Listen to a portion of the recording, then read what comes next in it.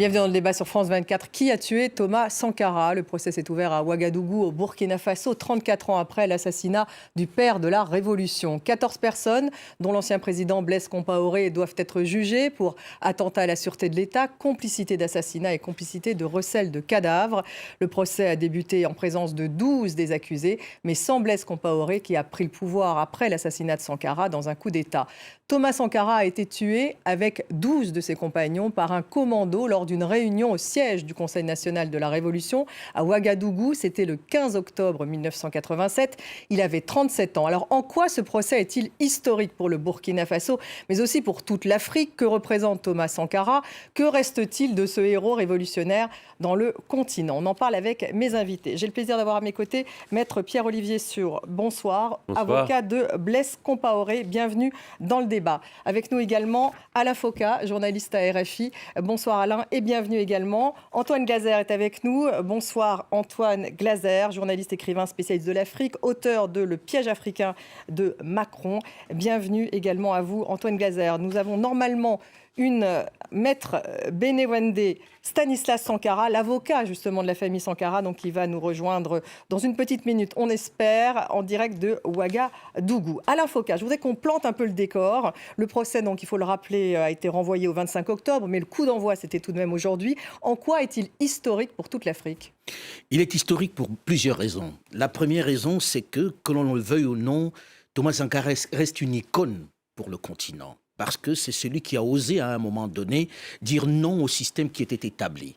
Parce que c'est celui qui prenait sur lui de changer les paradigmes. Et aujourd'hui, les Africains sont à la recherche de quelqu'un qui n'est pas un béni oui-oui, qui ne fait pas partie de la France-Afrique. C'est celui qui a osé dire à Mitterrand, il faudrait qu'on change les règles du jeu. C'est celui qui dit au FMI, nous on ne veut plus rembourser les dettes. Donc c'est ce qu'il symbolise en fait. Il symbolise en réalité le changement. Antoine Glaser, c'est une bataille de 20 ans pour les familles de victimes. C'était un tabou, l'assassinat de Sankara, pendant la période Compaoré? Oui, c'était un tabou, mais comme le dit Alain, c'est vrai que ça va au-delà du Burkina Faso. Je veux dire, c'est vrai qu'il n'y a pas, d'ailleurs, si on parle autant de Thomas Sankara dans la jeunesse africaine, malheureusement, il n'y a pas eu 2-3 Thomas Sankara jusqu'à présent. Donc, je veux dire, c'est vrai que ce n'était pas simplement vis-à-vis la dénonciation de le colonialisme, des systèmes de la France-Afrique de l'époque, ça allait au-delà. C'était quelqu'un sur le plan social par rapport aux femmes, il était par exemple contre l'excision dans un pays où il y a 60% de musulmans. Donc très franchement, c'était le premier à dire carrément, il faut vraiment un développement endogène. Il faut qu'on s'occupe de nous-mêmes, arrêtons de regarder à l'extérieur. C'était assez impressionnant. Jusqu'à quel point, Alain Foka, ses amis ont-ils comploté contre lui? Jusqu'au point où, comme toutes les révolutions, tuent leur maître, tuent leur créateur. Ses amis, à un moment donné, à Ouaga, en 87, c'était à qui tirer le premier. Et il savait qu'il était condamné par ses propres amis. Il savait qu'il était condamné. Il l'a dit à plusieurs reprises. Ceux qui l'ont vu au dernier moment le savaient. C'était une question de date. Mais pourquoi savait-il cela? Pour la simple bonne raison qu'il y avait une lutte de leadership. Lutte de leadership un peu excitée par l'extérieur aussi, par ceux qui le dérangeaient en réalité. Mais à l'intérieur, c'était une cocotte minute. Blaise Compaoré, en tout cas, est l'un des accusés. Il est exilé en Côte d'Ivoire. Il ne se présentera pas au procès. Je vais vous faire intervenir, bien sûr, Maître Olivier Sur, puisque vous êtes son Pierre-Olivier Sur, vous êtes son avocat. Mais avant, je voudrais qu'on écoute tout de même Myriam Sankara, qui est la veuve donc, de Thomas Sankara. C'était au micro de Nicolas Germain pour France 24. Voici ce qu'elle dit, justement. On entend tout ce qu'on peut entendre, que c'est un crime, un assassinat prémédité. Et c'est lui qui a profité de la situation. Donc, on ne peut pas dire qu'il soit innocent. Pour avoir été un responsable, il devrait quand même venir répondre devant les juridictions burkinabées. Il faut que la culture de l'impunité et de violence politique qui sévit dans certains pays africains, malgré la démocratie de façade, s'arrête définitivement. C'est en gros ce que j'attends. Oui, Maître Pierre-Olivier Sur, donc vous le représentez. Pourquoi est-ce qu'il ne comparaît pas aujourd'hui? Vous voyez qu'en fait, effectivement, la famille de Thomas Sankara s'attendait à ce qu'il soit représenté, au moins par vous, sur place. Alors d'abord, je veux dire à la famille de Thomas Sankara que je partage ce qui a été dit par vos invités. Thomas Sankara était un prodigieux leader africain dont le nom restera dans l'histoire. On se souvient de son discours à l'ONU. On se souvient de la façon dont il a fait baisser les yeux de Mitterrand. On se souvient de son discours d'Addis Abeba. On y reviendra d'ailleurs dans la deuxième partie. Tout ça était tout à fait extraordinaire, avec un charisme, une éloquence qui mettait des étoiles dans les yeux du monde. Et à ce titre, bien sûr, il restera dans l'histoire. Alors pour autant... Blaise Compaoré, qui fait partie pour autant, évidemment, des accusés. C'est facile d'accuser Blaise Compaoré sans preuve et sans procès. Mais pourquoi ne se présente-t-il pas au procès aujourd'hui? Eh bien, écoutez, alors là, on va rentrer dans le technique, mais facile. Mais allez-y. Pour 3 raisons.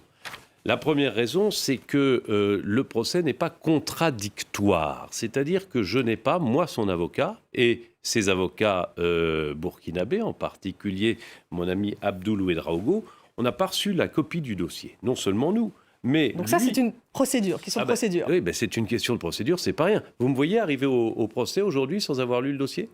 Ça déçoit les victimes, c'est la raison pour laquelle je vous pose la question. Attendez, on n'a pas reçu copie du dossier, nous, avocats, mais lui, on lui a jamais notifié une mise en examen, on lui a jamais dénoncé la procédure, les expertises, les témoignages, Donc il ne sait pas qu'il doit comparaître aujourd'hui? Eh bien, en réalité, non. Vraiment? On ne lui a pas notifié d'acte d'accusation, contrairement à ce qui s'était passé dans l'affaire dite des ministres. Le 4 mai 2017, j'étais là-bas, à Ouagadougou, pour l'assister, alors qu'il était prévenu dans le dossier dit des ministres, où il intervenait en tant qu'ancien président de la République, ancien ministre de la Défense. Oui, mais et nous avions fait annuler la procédure, mais nous avions reçu la procédure. Elle nous avait été dénoncée. Mon client avait reçu notification des actes. Vous ne me voyez pas, moi, avocat, avec Abdoul Ouedraogo, arriver au procès, les mains dans les poches, sans cartable, sans dossier, sans rien, et devoir improviser une défense sur des actes qui ne nous ont pas été notifiés. Ça s'appelle un défaut de contradictoire. Nous ne sommes pas donc à égalité des armes et nous ne pouvons pas exercer la défense de Blaise Compaoré. C'est pour ça que je lui ai dit, il ne faut pas venir à cette affaire. Et vous non plus. C'est un simulacre de procédure. Attendez, Maître Medevende, Stanislas Sankara, vous justement, vous représentez la famille de Thomas Sankara. Donc que répondez-vous justement à Maître Pierre-Olivier Sûr? On a vu que sa veuve était effectivement extrêmement déçue que Blaise Compaoré ne se présente pas au procès aujourd'hui.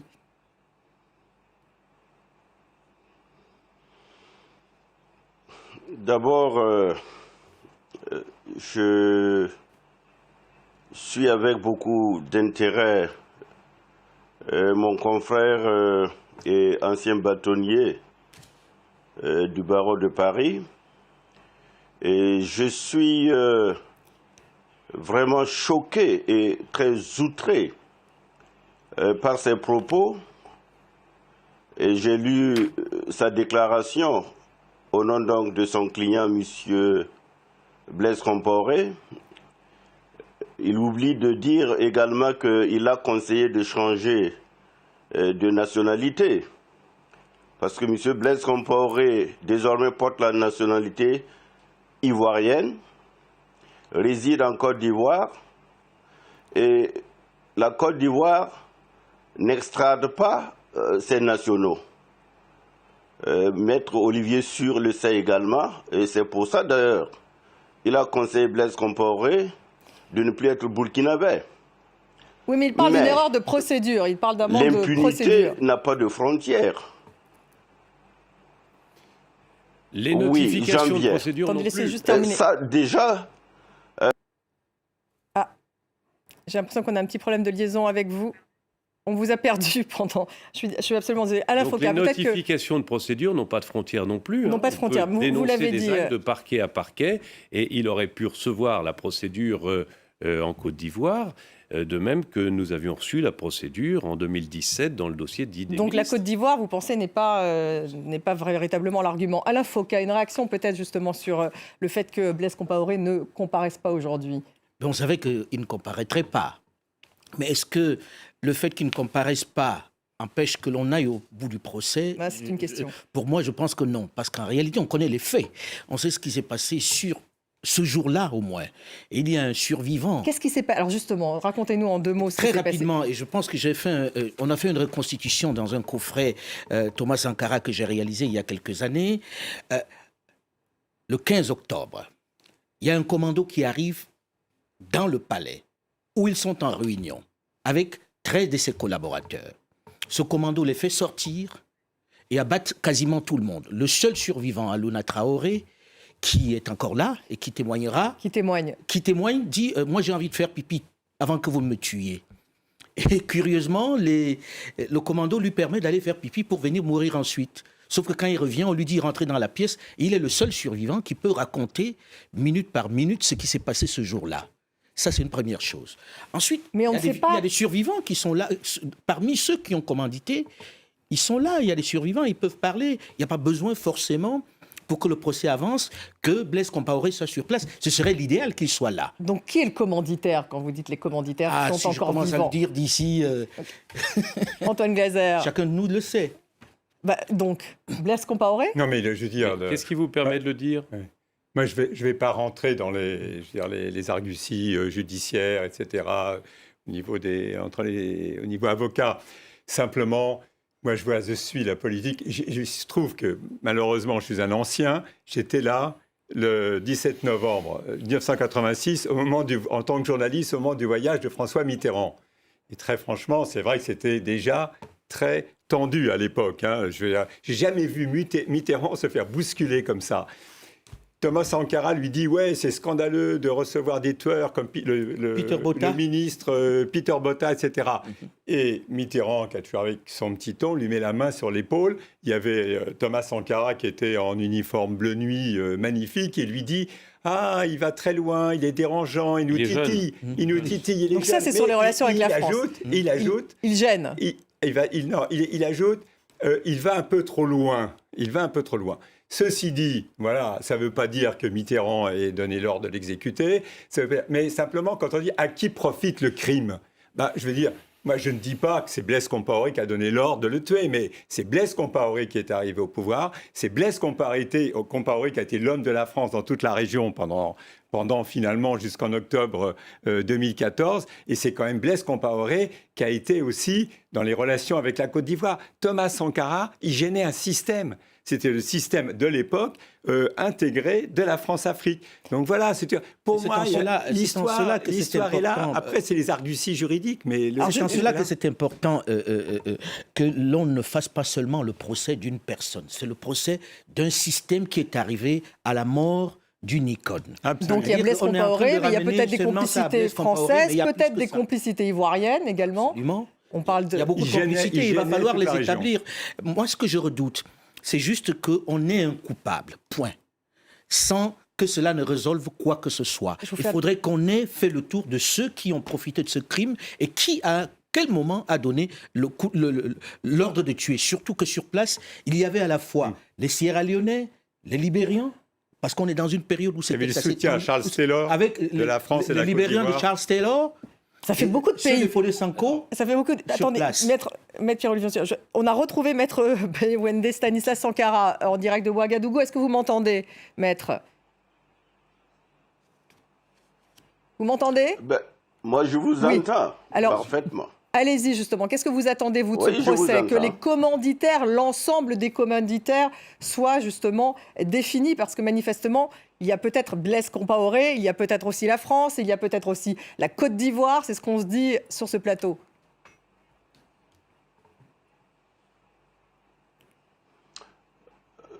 J'avais voulu porter la contradiction de façon technique à Maître Olivier Sur. Vous pouvez encore le faire. Je ne sais pas si j'ai été compris sur la question. Sur la question du changement de nationalité de M. Blaise Compaoré, parce que ça rentre aussi dans le cadre de la stratégie de Maître Olivier Sur de conseiller son client de se soustraire à la justice. Il fallait commencer par là pour comprendre pourquoi M. Blaise Compaoré n'a pas reçu une notification des actes, puisque quand le juge d'instruction lançait un mandat d'arrêt international contre Blaise Compaoré, il n'était plus burkinabé et, comme cela a été dit ce matin, les recherches sont restées infructueuses. Et je voudrais vous informer, et à l'attention donc de ceux qui suivent France 24, que le tribunal militaire ce matin même a rendu une ordonnance de comparution de M. Blaise Compaoré sous 10 jours. Donc, il a encore la possibilité de se présenter devant le tribunal délibérément avec ses avocats pour se défendre. Parce que les principes donc, qui sont sacro-saints, à savoir le principe de la présomption d'innocence et le principe du contradictoire, le respect du contradictoire évoqué tout à l'heure, sont des principes garantis devant le tribunal militaire avec les avocats constitués de part et d'autre. Maître Pierre-Olivier Ceux qui étaient au procès l'ont remarqué. Maître Pierre-Olivier Sur vous répond. Vous me demandez... Oui. Il vous répond justement sur ce que vous venez de dire. Alors, chers confrères, appelons-nous ainsi, puisque c'est ainsi que nous nous affrontons et depuis de nombreuses années. Vous avez tout de même reconnu il y a un instant que la procédure n'a pas été dénoncée à Blaise Compaoré, ni à Ouédraogo, ni à moi-même. Et par conséquent, si nous étions venus aujourd'hui et ce matin devant le tribunal militaire, nous serions venus sans dossier, ce qui aurait été... Est-ce que vous avez l'intention de venir dans les 10 jours? Parce que c'est ce que vient de dire justement Maître Sankara, que maintenant vous avez 10 jours pour venir, après justement l'ordonnance du tribunal d'aujourd'hui. Mais moi, tant que je n'ai pas reçu de dossier, je ne peux pas prendre de décision. Voilà.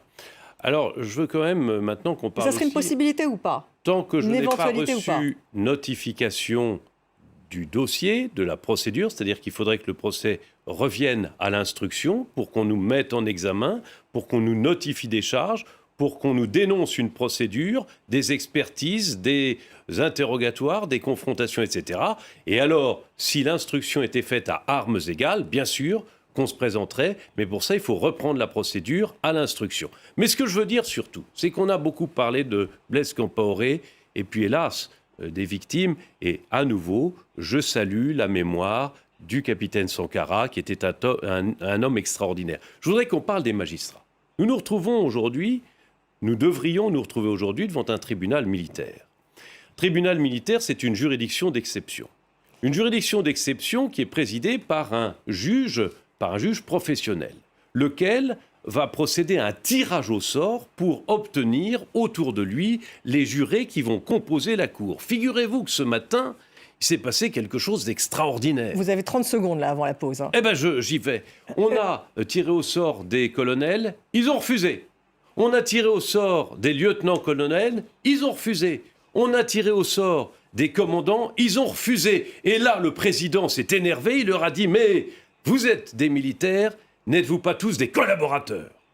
C'est un terme qui, face à l'histoire, évidemment, est extrêmement marqué et restera. C'est-à-dire que le président attend de son jury qu'ils soient des collaborateurs du régime. Est-ce que là, nous serions jugés à armes égales et dans le respect des droits de la défense? La réponse est non. On attend d'eux qu'ils soient des collaborateurs du président qui est désigné par l'exécutif pour lyncher la mémoire, déjà, de Blaise Compaoré. Maître Sankara va évidemment vous répondre sur ce point. Maître Pierre-Olivier Sur, vous restez avec nous, on se retrouve dans 2 petites minutes.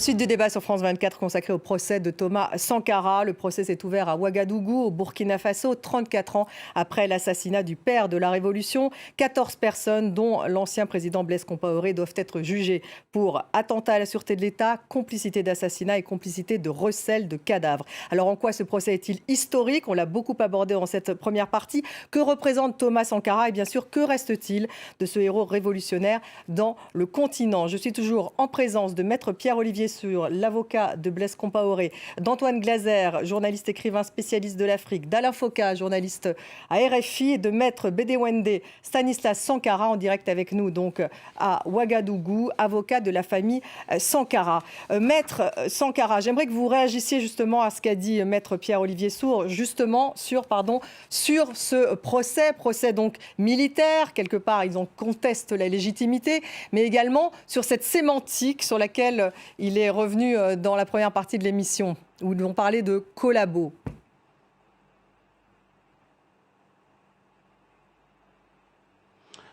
Je crois que je ne ferai pas l'injure à Maître Olivier Sur de lui demander de savoir ce qu'il veut.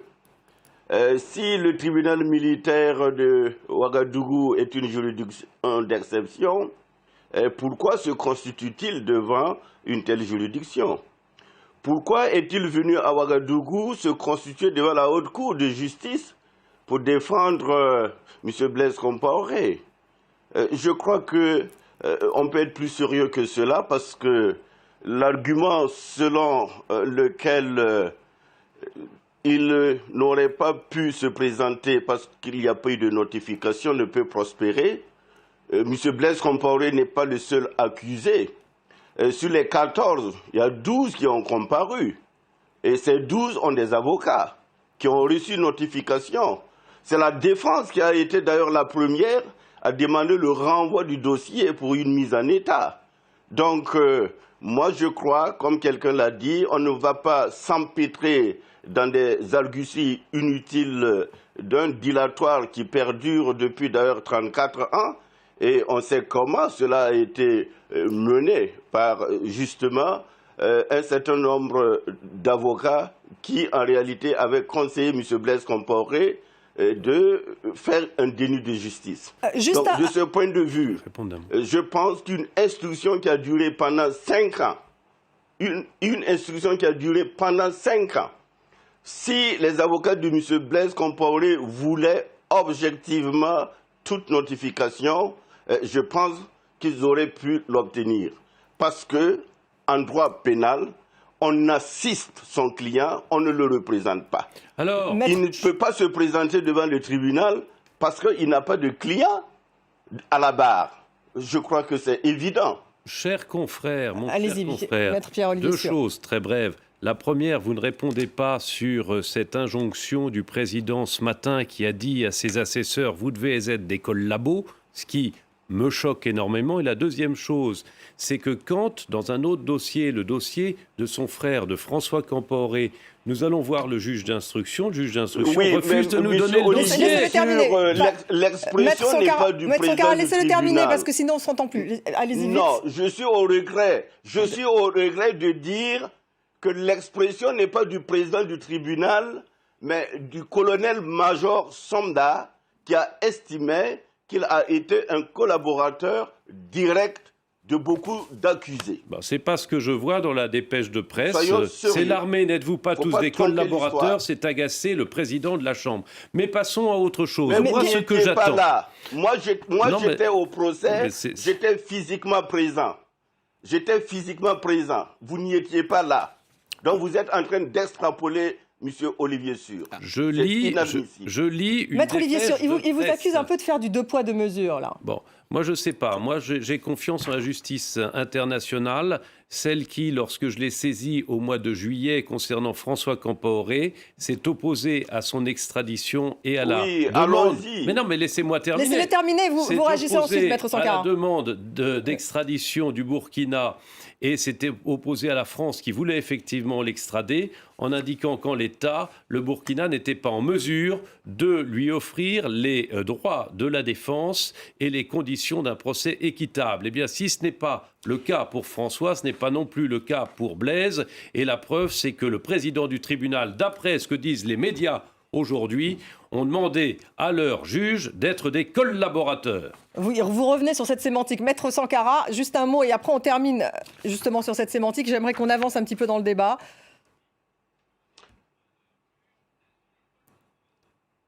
Je répète que ce sont des assesseurs qui se sont auto-récusés parce qu'ils estiment qu'ils ont été des collaborateurs. Ce n'est pas le président du tribunal qui l'a dit. Le président du tribunal a simplement demandé aux assesseurs de s'en tenir aux faits et à leur serment. Et je pense que sur la question de l'extradition, eh bien, à l'international, on peut se pourvoir. En tout état de cause, le tribunal militaire de Ouagadougou a dit prendre acte et que défaut pourra effectivement, c'est-à-dire un jugement par contumace, pourra être rendu à l'encontre de M. Blaise Compaoré et de M. Yassine Kafando. Donc quoi qu'il arrive, justice peut être faite même sans la présence de Blaise Compaoré. Tout à fait. Eh bien, sur la base des faits et des preuves. Alors, sur la base des faits... je ne suis pas d'accord, ce n'est pas justice qui sera rendue, c'est une justice de collabo, une justice manipulée, une justice aux ordres. Et d'ailleurs, mon confrère Sankara, lui-même, a été ministre de la Justice, il sait C'est de votre quoi on opinion, parle. monsieur Sûr. C'est votre opinion. Bon, on va faire un petit tour quand même avec Alain Ça Foka et n'engage Antoine que Glaser vous, pour redonner monsieur Olivier Sûr. un petit peu de contexte justement sur ce tribunal militaire. Alain Foka, on voit bien que Maître Pierre-Olivier Sûr remet en question un tribunal militaire. C'était tous des militaires ? A Ils priori, étaient tous militaires, donc pour moi, le débat n'existe même pas. Je veux dire, c'est une affaire d'abord de militaires. Blaise était militaire, Thomas était militaire, ceux qui ont commis le crime sont des militaires, donc j'estime que c'est tout à fait normal que ça se passe devant un tribunal militaire. Mais ce que je voulais rajouter, c'est qu'il faut faire attention, je ne vais pas faire la leçon, que ce procès ne se transforme pas simplement en procès de Blaise Compaoré. c'est ce que vous disiez. C'est très important, ça c'est une première chose. La deuxième chose, c'est qu'il faut faire attention quand on parle de ça loin de Ouagadougou. C'est un État souverain, le Burkina Faso, qui signe des contrats internationaux, qui fait plein de choses sur le plan international. On ne peut pas se lever un matin et dire « sa justice n'est pas équitable ». C'est un État, on ne peut pas ici déjà décider a priori que la justice ne sera pas rendue.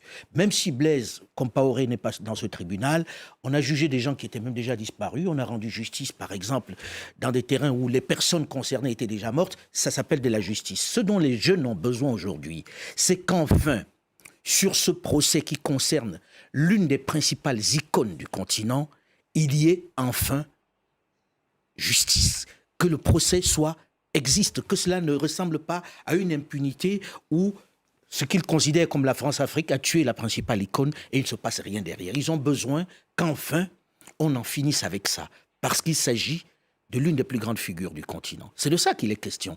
Et ramener ça à Blaise Compaoré, ça n'a vraiment pas, c'est pas ça le sujet. Et on risque de se perdre là-dedans. J'espère que la justice ne se perdra pas là-dedans, parce qu'il s'agit du procès d'un système. D'un système qui perdure. Antoine Glaser, justement, quel est l'héritage aujourd'hui de Thomas Sankara ? Alain Foka vient de le dire, effectivement, il fascine encore la jeunesse africaine.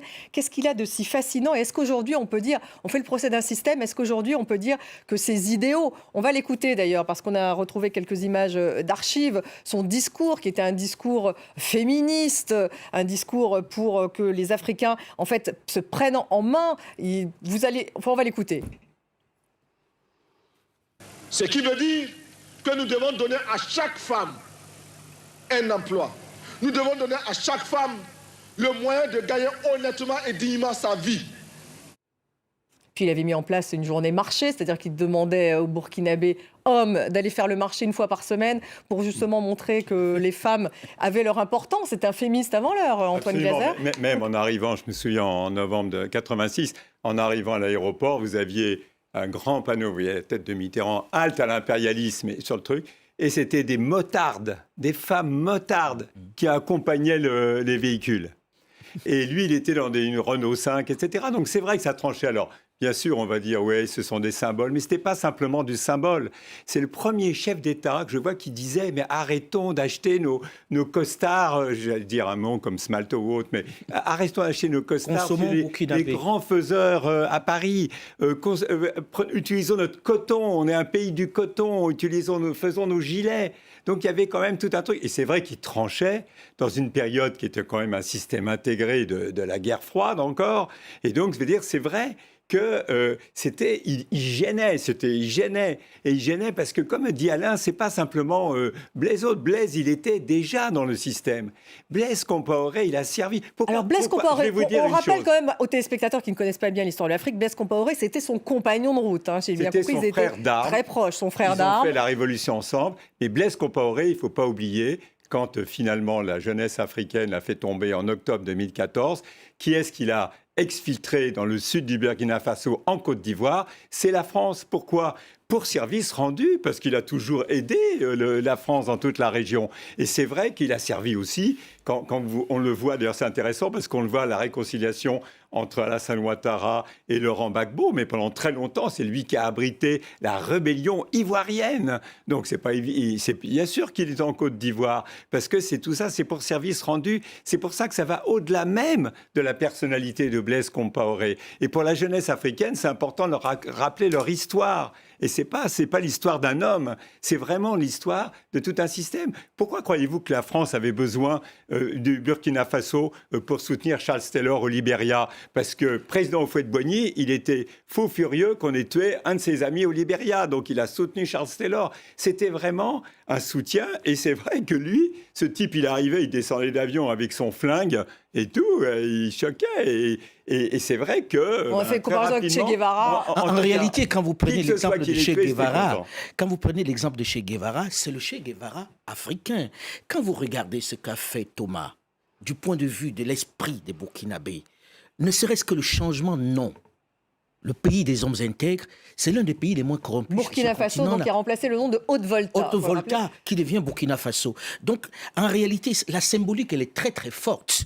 La symbolique Sankara. On ne peut pas juger comme ça, 34 ans après, seulement sur le fait que c'est un chef d'État africain qui est mort. C'est une pensée, une manière d'être, un désir d'une population qui a disparu avec lui. Ce n'était pas forcément un saint, mais c'est quelqu'un qui représentait un modèle vers lequel les Africains avaient envie d'aller. C'est de ça qu'il est question. Maître Pierre-Olivier Sueur. Eh bien, je suis tout à fait d'accord avec vous. Je l'ai dit au début de l'émission, le discours d'Addis Abeba, le discours à l'ONU, la façon à Ouaga dont il a fait baisser les yeux de François Mitterrand, ça reste dans les belles pages de l'histoire de l'Afrique et en particulier du Burkina Faso. Mais alors, pardonnez-moi, mais alors, s'il vous plaît, laissez-moi terminer. Ça doit faire partie d'un roman national avec une continuité de l'État et la nation doit se rassembler autour de ce qu'il convient d'appeler une réconciliation nationale. C'est cela qu'il faut face à la menace terroriste. Est-ce que vous ne croyez pas que ce procès ridicule, appelons-le, comme il procès est. ridicule, vous mais dites, bien sûr, dans une salle des parle de procès d'un système. Dans une salle de banquet, Non, où mais on dans le traite même les temps, juges de collabo. C'est un procès ridicule. S'ils avaient Est-ce que construit vous un ne pensez tribunal pas- pour cela, on est-ce aurait que dit vous qu'ils ne ont pensez dépensé pas de l'argent qu'au lieu pour rien. de cela, S'ils on avaient devrait construit un tribunal, on apprendre- aurait dit qu'ils ont dépensé de l'argent pour On rien. devrait Non, vous ne devez apprendre aux pas enfants aller du jusque-là. Burkina Il n'est pas ridicule, le le discours d'Addis Abeba. Que votre Ils client ne devraient soit pas là, apprendre par on cœur peut le comprendre. dossier. Que votre client ne soit pas là, on veut bien. Mais dire que ce procès est ridicule, c'est une insulte au Burkina. mais la Vous ne preuve- pouvez pas dire ça.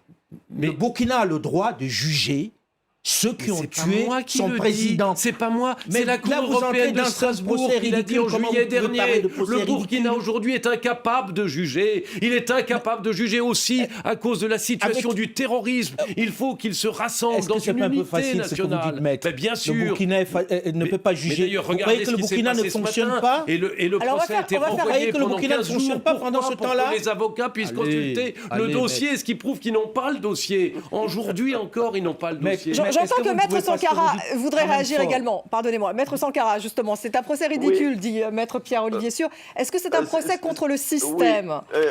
Bon, s'il vous plaît, non, s'il vous plaît, moi je comprends Olivier Sueur. Le Burkina Faso était un véritable paradis pour lui, un paradis qu'il a perdu depuis les 30 et 31 octobre 2014.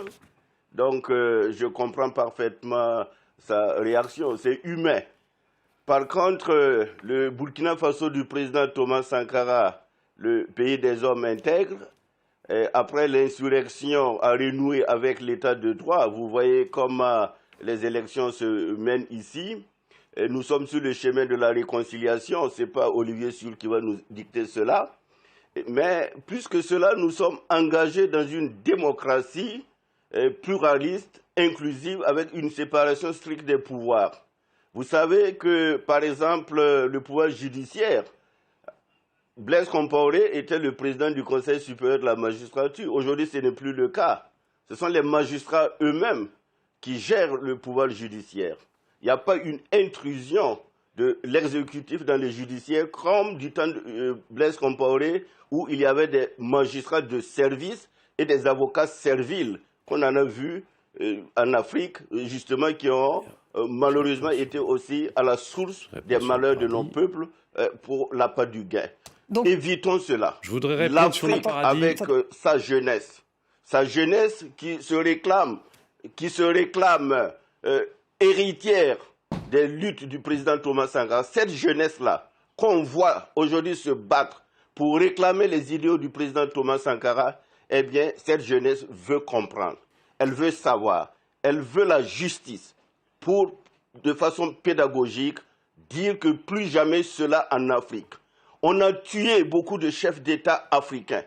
On a tué des leaders charismatiques africains. Si je commence à citer, la liste est très longue. Mais ce procès qui vient 34 ans après, dans un contexte contemporain, l'Afrique toute entière est derrière le Burkina Faso pour que ce procès puisse avoir lieu, que les non-dits soient révélés. Et nous avons la chance d'avoir le général Gilbert Guinguéré qui a été la pièce maîtresse, le pivot de toutes les tueries sous Blaise Compaoré, y compris le journaliste Norbert Zongo. Et le monde entier est tourné vers ce procès-là. Oui. Ce n'est pas des avocats qui vont faire échec à cette procédure. Ce n'est pas possible. C'est une volonté, une aspiration à la justice d'un peuple. Maître Pierre-Olivier Sur, une aspiration à la justice d'un peuple, ce que vient de dire Maître Sankara. Cher confrère Sankara, vous avez raison.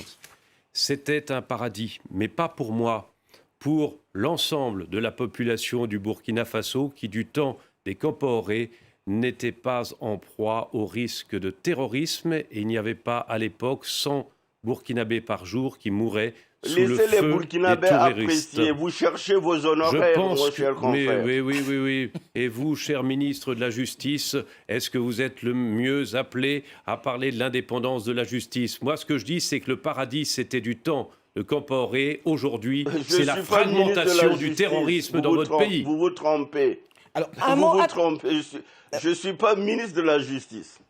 Très bien. Antoine Glaser, une réaction peut-être. La seule réaction quand même où il faut quand même répondre, c'est que c'est vrai que Blaise Compaoré avait un système, en particulier garde présidentielle au niveau militaire. C'est sûr qu'en plus, il avait énormément de soutien d'un certain nombre de pays occidentaux et d'autres dans la région.